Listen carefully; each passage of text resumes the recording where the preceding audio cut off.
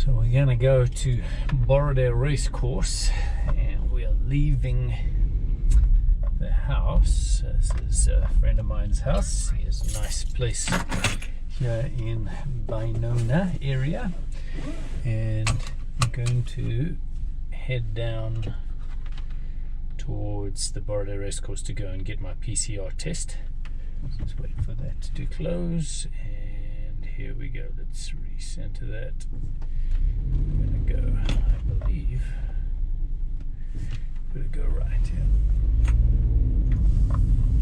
Okay. Hopefully there's not too much wobble on that, but we are. I wanted to give kind of a feel for the neighborhood without driving around with my phone, with my phone all out there. This is a rather dubiously named road called ISIS Road. ISIS Road. We're going to head down ISIS Road, and I think we should come past a sports club. But just, I'm always just amazed. I love the old trees. Just so well established, these neighborhoods, and just really, really green. You'll notice though that as we drive around, number one, that the roads are mixed bags. So some of them are really good, some of them have just got an amazing amount of potholes. Some of the homes are incredibly well kept, but like in any society, some of them are not. And also, whenever a country sort of is tight budget-wise, you're not going to see a lot of the curbs taken care of, and so you'll see a lot of longer grass and so on. But yeah, it's still just amazing to see, and there are some ginormous houses just being built and developed. It's for a country that it's just supposedly struggling financially. There's just seems to be a huge amount of wealth that is available, and so it's so there's still life to be had, I guess. I mean, there's abject poverty, which is really, really sad. On my left here is the Binona Primary School, and I love seeing kids off to school. And yesterday I saw this one young lady. She was walking along the road, and she just had her nose in the book. She couldn't stop reading it. I could see, because we were kind of, traffic was going slowly. It was a school book, and she was just studying away. And that's one thing in Zimbabwe that is pretty unique, I guess, because I don't necessarily see this in South Africa, but is how education is so highly valued. And so that's how this goes. Although I think we've just lost our feed here, I think. Let me see. Still going, I think. Yeah. The screen is, sorry, I thought the thing had died off there. Okay, we're coming into the Harare area, I believe. And then from here, there's the post office. And if you're watching this video, you'll be noticing that there's a lot of wobbles, and that is because we're going through potholes. So ahead of us is the Sam Levy village, actually to the right of it, and so they call it the village walk. And this is all, if you haven't been here for a while, I think this is me, so I'm going to go here quickly. Getting hooted at there, but oops, let's go back in here. But Sam Levy's village is developed. It's really nice, got some nice places. I ate there last night at a restaurant called Nush,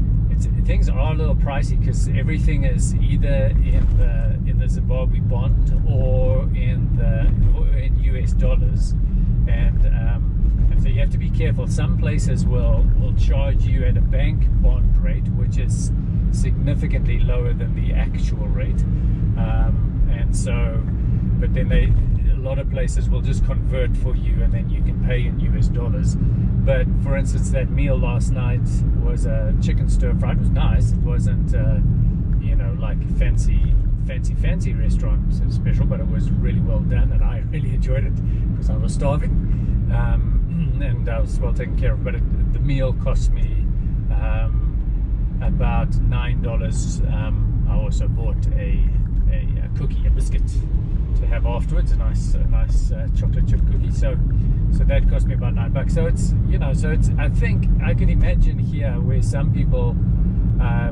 some, I think, like farm laborers and stuff might earn anywhere between $30 and $40 a month. You can see how that would just be completely unaffordable. There's obviously, these businesses are not. I'm trying to see if this is on up. You can see here where the lights are not working. You have to play it carefully. But yeah, you can see how it could be very, very hard to live here at those kind of prices if you're not earning a decent wage. But there is obviously enough market that these places are still doing well. So so you will also notice Zimbabwe has, since it's been Zimbabwe, has been a very politically, it's a kind of a politically motivated place, and so you'll see on the clip, you'll see a lot of advertisements for political parties and the main party, and you'll see a lot of pictures of the president, and that's how it tends to be. I'm about to turn in here to Border Race Course. And this has changed a lot since I was here, and there's huge development. So I remember coming out here visiting my dad, who at that time had a kind of a partner in a racehorse, and none of this was here. So all of this has been developed. And anyway, I'm on my way to get my PCR test, and so that's where we're going right now. Going to the PCR testing, and hopefully the card reader is working today, because I came yesterday to get it, and the card reader wasn't working. I have hardly any US cash left on me, and it costs $40 to do it. So this is the funny part about it, is that you have to have it to leave the country, even though South Africa doesn't need it. So I'm coming in here to get it, even though I don't need it for South Africa. But right now, the airport requires that you have it. Anyway, so I'm going to turn this off, and then we're going to go and try that card reader again.